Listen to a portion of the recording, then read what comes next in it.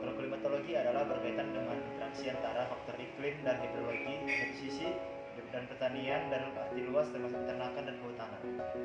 Di sisi lain tujuannya adalah untuk menerapkan informasi iklim untuk tujuan meningkatkan praktik pertanian dan meningkatkan produktivitas pertanian. Iklim adalah kondisi atmosfer dalam waktu panjang. Pengaruh iklim terhadap pertanian itu sangat nyata dan beresiko pada bidang pertanian melalui dampak kekeringan, kebasahan atau banjir, suhu tinggi, suhu rendah atau angin, kelembapan tinggi dan lain-lain yang dapat mengakibatkan rendahnya hasil baik secara kuantitas maupun kualitas. Juga tidak ketidakstabilan produksi secara normal. Apa sih agroklimatologi itu? Agroklimatologi adalah ilmu iklim yang mempelajari tentang hubungan antara unsur-unsur iklim dengan proses kehidupan tanaman. Apa sih gunanya kita mempelajari agroklimatologi? Yang pertama, kita dapat mengetahui interaksi iklim dengan pertumbuhan dan perkembangan tanaman. Yang kedua, kita dapat tahu bagaimana iklim mempengaruhi populasi hama, penyakit, dan gulma. Yang ketiga, kita tahu bagaimana iklim mempengaruhi perkecambahan penyimpanan benih. Yang keempat, kita dapat tahu fenomena apa saja yang terjadi dalam produksi tanaman dan perubahan iklim. Yang kelima, kita tahu apa saja kaitan radiasi matahari dan kehidupan tanaman. Yang keenam, kita dapat tahu perubahan kualitas cahaya matahari dan respon tajuk tanaman. Gambar ini merupakan diagram hubungan antara iklim dan tanaman. Faktor-faktor pengendali iklim yang dimaksud adalah 1. Faktor genetik, 2. Faktor bahan, 3. Faktor lingkungan. Unsur iklim yang berpengaruh kuat yaitu radiasi surya, suhu udara, suhu tanah, kelembapan, kecepatan angin, presipitasi, dan evapotranspirasi. Di mana unsur-unsur iklim juga mempengaruhi iklim makro. Iklim makro merupakan keadaan rata-rata cuaca yang menggambarkan situasi iklim suatu wilayah yang dimensinya lebih dari 100 km. Kondisi iklim mikro juga secara langsung mempengaruhi proses fisiologi karena berhubungan dengan atmosfer di lingkungan tanaman sejak perakaran hingga puncak tajuk. Mekanisme pengaruh faktor pengendali dan unsur iklim terhadap tanaman dan lingkungan dapat dilihat pada gambar tersebut.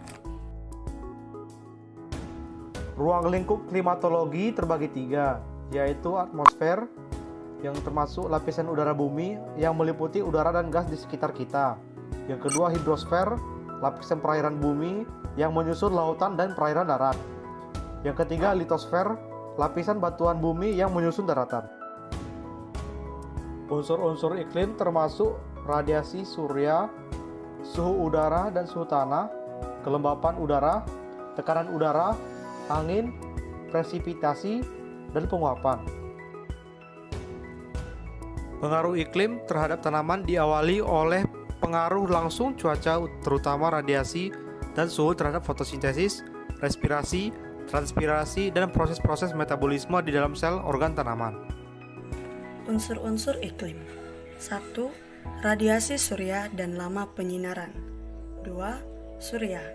3. Suhu udara. 4. Kelembapan udara. 5. Tekanan udara. 6. Kecepatan dan arah angin. 7. Penutupan awan. 8. Presipitasi. 9. Evaporasi.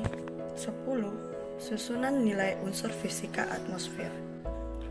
Cuaca adalah nilai sesaat dari atmosfer, serta perubahan dalam jangka pendek atau kurang dari 1-24 jam di suatu tempat tertentu di bumi.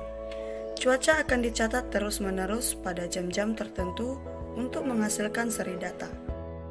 Iklim adalah sifat cuaca di suatu wilayah yang didapat dari hasil kesimpulan dari perubahan nilai unsur-unsur cuaca dalam jangka waktu panjang di suatu wilayah. Jadi, hal mendasar yang membedakan iklim dan cuaca adalah jangka waktunya. Meteorologi merupakan ilmu yang mempelajari keadaan fisis atmosfer dan fenomena yang ada di dalamnya. Kondisi fisis atmosfer meliputi suhu, kelembapan, dan tekanan udara yang merupakan unsur cuaca. Klimatologi atau ilmu iklim adalah studi mengenai iklim.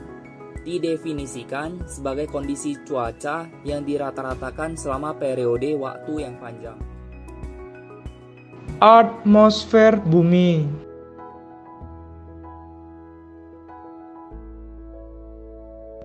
Mungkin kita bertanya-tanya, apakah itu atmosfer bumi dan apa kegunaannya?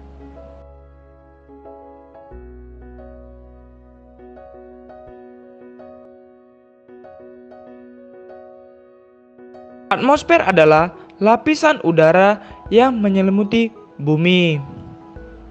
Itu merupakan makna singkat yang dapat menjelaskan tentang apa itu atmosfer.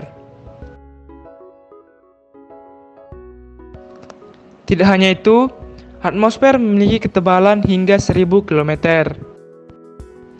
Tidak hanya itu, atmosfer mengandung bermacam gas seperti nitrogen, oksigen, karbon dioksida, ozon, dan argon. Klimatologi dapat dibagi dalam beberapa cabang keilmuan berdasarkan metode pendekatan keilmuan, ruang lingkupnya di atmosfer, dan pemanfaatannya. Berdasarkan pendekatan keilmuannya, terdapat 4 cabang klimatologi, antara lain klimatografi, klimatologi fisik, klimatologi dinamik, dan klimatologi terapan. Berdasarkan ruang lingkup atmosfer yang dibahas, terdapat 3 macam klimatologi dengan rincian sebagai berikut. Mikroklimatologi, mesoklimatologi, dan makroklimatologi.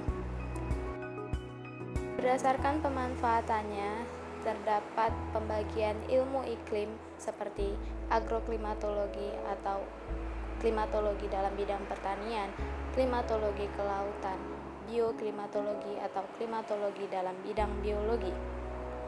Pendekatan analisis yang digunakan dalam ilmu klimatologi yaitu pendekatan deskriptif, statistika, matematika, serta sinoptik atau berdasarkan peta.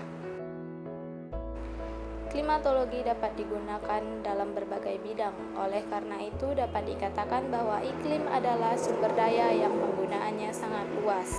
Hai teman-teman, ya, kita sampai pada langkah antisipasi. Antisipasi kita terbagi menjadi 2, yaitu ada adaptasi dan ada mitigasi. Nah, penjelasan nanti saya berikan di sini.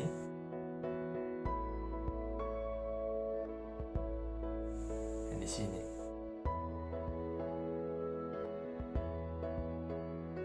Nah, untuk adaptasi bisa dilakukan dengan cara reaktif dan antisipasi.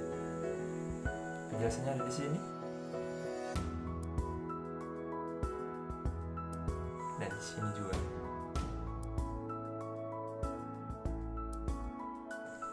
Nah, contoh adaptasi perubahan iklim di bidang pertanian. Karena kita bidang pertanian, pertama yaitu dengan cara mengembangkan varietas tanaman. Yang kedua, memberikan lebih banyak peneduh bagi tanaman. Mitigasi memfokuskan pada aplikasi teknologi yang rendah emisi. Contohnya, penggunaan pupuk organik dan pakan ternak yang organik dan lain-lain. Nah, kita sampai pada rotasi tanaman. Penjelasan rotasi tanaman ada di sini.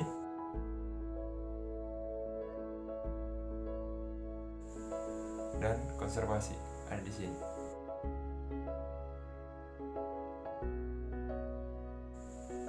Nah, sampai di sini pertemuan kita. Terima kasih. Thank you for watching this video until it is finished.